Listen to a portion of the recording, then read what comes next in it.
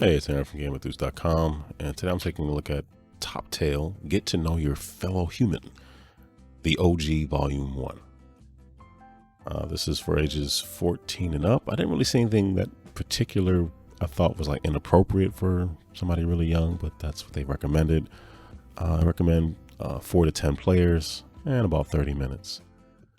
So I'm going to be completely honest. When I say game, I use that kind of loosely, like it is a game, but this is really more of an icebreaker kind of tool. I mean, mechanically, there's there's a win condition, but the winning is really getting to know the people that you are communicating with, people that you're around. So you would take out however many cards you wish, and the person who just most recently had a birthday would go first. They would take the top card, they would read it, and they would say, this one says, "The strangest thing I've walked into." They have a little funny example at the bottom, a glass door in a mirror factory. Oh, well, wow, yeah, it'd be painful. And they would tell their tale. They would tell the story about the strangest thing they walked into. So, they walked into a broom closet full of mops or something. And I mean, it can be as detailed as they want to make it. And they would pass the card to the next person in clockwise fashion, who would say the strangest thing I walked into, and they will answer the question as succinctly or as laboriously as they wish. And you would go around for everybody to have a turn, and then you would vote on who had the best response. And whoever had the best response, you cannot vote for yourself, would get the card. And they would put that in front of them, and the next person to draw will be the person closest to the person who just went first in clockwise order. Most special time with my dad. And then you would tell an anecdote about that. Whoever wins would get the card sitting in front of them.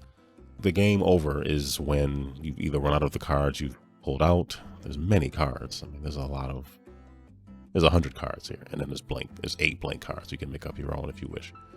You play until you've run out of all the cards you have, or 5 or 3 top tails that were better than everybody else's, and they would win. So at the end, this player 2 had 3, and then player 3 had 5. Then hey, player 3 wins.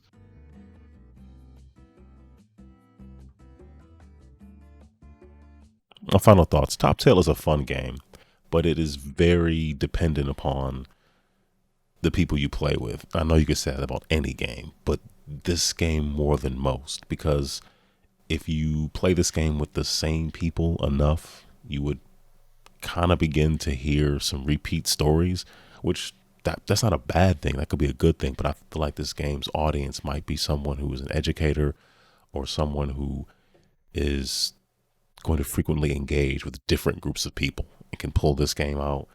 We'll have people draw a card and then get into an anecdote that no one knew. Everybody can laugh or reflect or what have you. And I think it works very well in that space. I find it challenging to review it from the same viewpoint that I would a game with a very set win condition. This game is really about communication and learning about the people around you. And if you're doing that and you're still seated and you haven't left the room, then everybody wins.